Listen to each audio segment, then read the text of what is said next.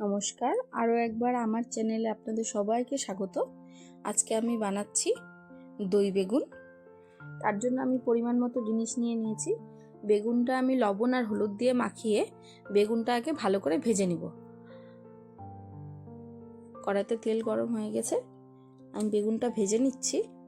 আর এদিকে আমি টক দইটাকে ভালো করে ফেটিয়ে নিয়েছি।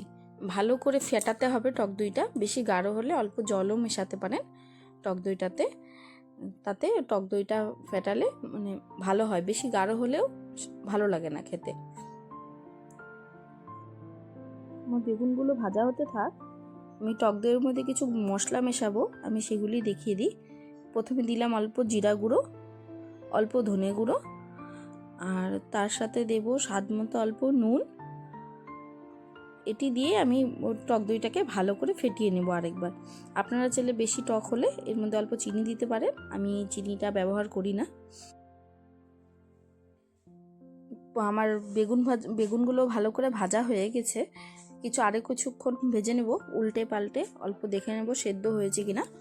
ভালো করে উল্টে পাল্টে লাল করে আমি বেগুনগুলো ভেজে নেব। দই বেগুন রেসিপিটা আপনারা গরমের দিনে ভাতের সাথে বা রুটির সাথে যে কোনো কিছুর সাথে খেতে পারে। খুব ভালো হয় খেতে।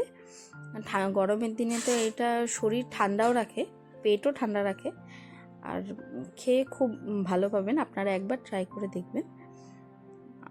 আমি বেগুনগুলো উল্টে দিলাম, উল্টে অল্প লাল করে ভেজে নেব। দেখুন আমার বেগুনগুলো লাল হয়ে গেছে। এটি আমি উঠিয়ে একবারে যেই দইটি আমি ফেটিয়ে রেখেছিলাম একবারে গরম গরম তার মধ্যেই দিয়ে দেবো। তাতে কি হবে, লবণটা দইয়ের যে টেক্সচারটা আছে সেটা বেগুনের মধ্যে অ্যাবজর্ব করে নেবে। আমি ডাইরেক্ট এখান থেকে উঠিয়ে কড়াই থেকে আমি ডাইরেক্ট দইয়ের মধ্যে আমি বেগুনগুলো দিয়ে দেবো।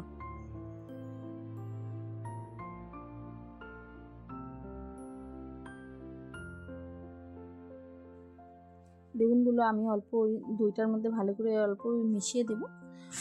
মিশিয়ে দেওয়ার পরে আমি এটার মধ্যে সম্বার বা তড়কা বলে সেটা দেব।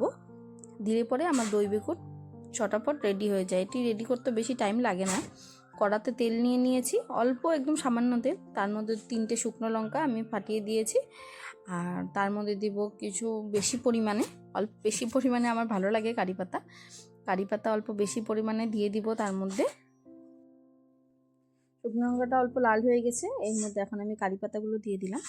কারি পাতাটা অল্প ভাজা ভাজা হয়ে গেলে আমি তার মধ্যে দিয়ে দিব সর্ষে। আমার সাদা সর্ষে আর কালো সর্ষে দুটো আমার মিক্স করা থাকে। আমি এটা ভাজা হয়ে গেলে অল্প সরিয়ে এর মধ্যে আমি সাদা আর কালো সর্ষে আমি দিয়ে দেবো। খেয়াল রাখবেন সর্ষে তেলের মধ্যে দিলে খুব ভালো করে ছিটে চোখে মুখে লাগে, সেজন্য আমার তো অভ্যাস হয়ে গেছে। আপনারা একটা থাল দিয়ে নেবেন সামনে, আর তার মধ্যে দিলাম অল্প কাশ্মীরি লঙ্কার গুঁড়ো, একটু লালচা কালার হয় আর একটা সেন্টও অন্যরকম হয়। এই সম্বারাটা এখন আমি ডাইরেক্ট এটার মধ্যে ঢেলে দিলাম। ঢেলে এখন আমি দইটাকে অল্প ঢেকে দিব, অল্প মিশিয়ে নিয়ে ভালো করে সম্বারাটার সাথে, তারপর কিছুক্ষণ আমি ঢেকে রেখে দেব।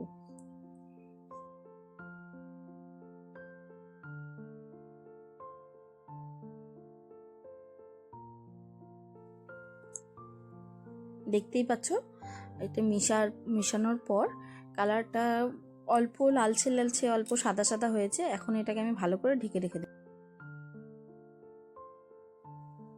আমি খাওয়ার জন্য রুটি সেঁকে নিচ্ছি। এখন আমার রুটি খাওয়ার টাইম। আপনারা ভাতের সাথেও খেতে পারেন, খুব সুস্বাদু লাগে খেতে। আমি এটি রুটি বানিয়ে রুটির সাথে সার্ভ করে নেব।